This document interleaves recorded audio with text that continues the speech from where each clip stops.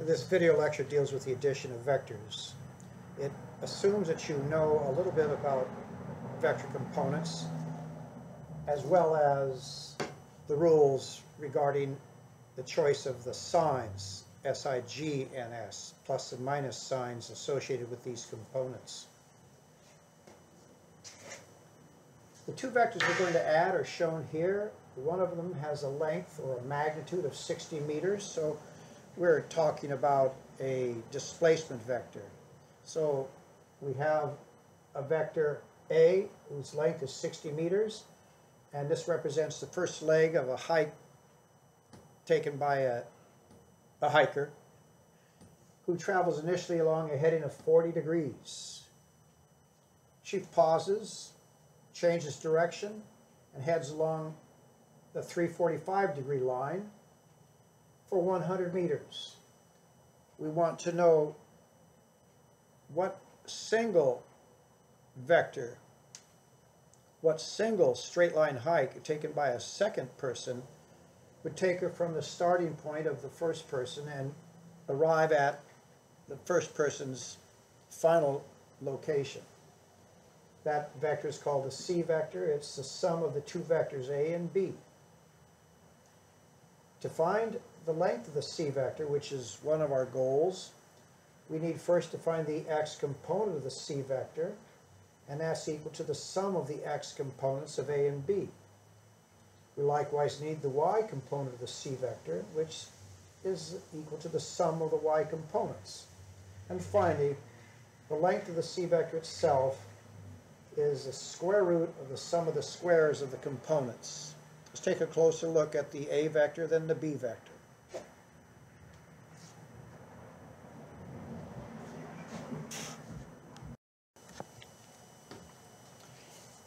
The A vector heading is 40 degrees.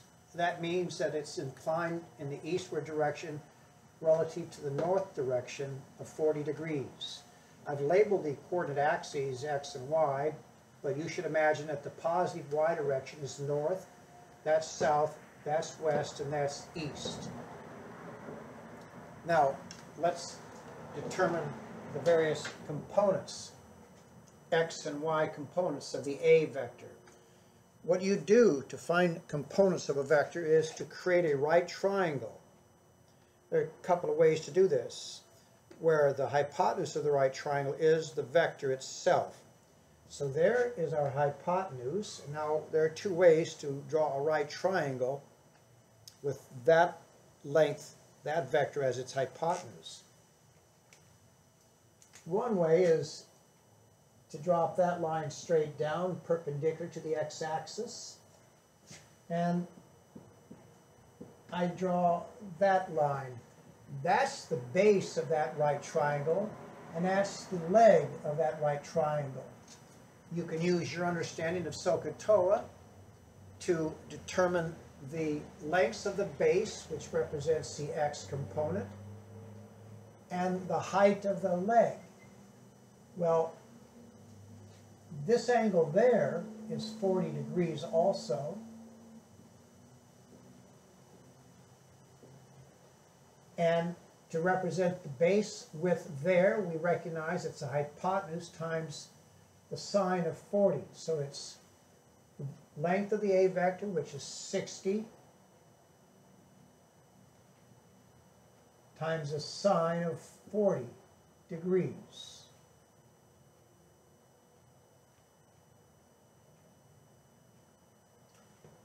The sine of that base width is positive, according to the rules that are well described in the first several pages of the lecture notes. The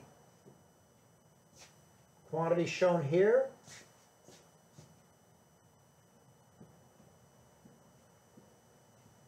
is A sub x. The height of that leg of that triangle is A subscript y, positive, and that's equal to 60 cosine 40 by SOHCAHTOA. Now let's take a look at the components of the B vector. Once again, we make a triangle, a right triangle, where the B length is the hypotenuse. And so we can do that this way. That's the leg of the right triangle. And that's the base width. The base width multiplied by -1 represents the x component of the B vector. B sub x equals negative times the base width. Well, the base width here is the same as that width, and that side of the base of the triangle is opposite the angle 15 degrees, so the sine function is the operational one. And so we have this is equal to the length of B, which is 100,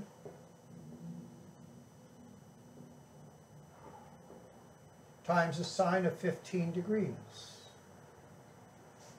Now, what about the leg of this triangle? Well, that its length corresponds to the y component of the B vector, and it's positive. So this is B subscript y equals 100. I'll make some room here.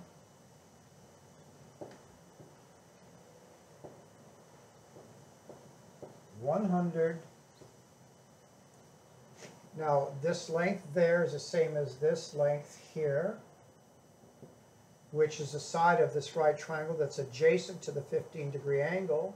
So the operational trig function is cosine. So this is 100 cosine of 15 degrees as the y component. Now what you will struggle with somewhat is SOHCAHTOA, but you'll also struggle with learning how to assign the proper positive or negative sign, SIGN, to these various base widths and leg heights. Those rules for positive and negative choices are described pretty well, as I've said already, in the notes. Well, once you have the two components x and y for A and the two components for B, you can use these equations to find the x and y components of the C vector, and then use this square root of the sum of the squares rule to find the length of the C vector.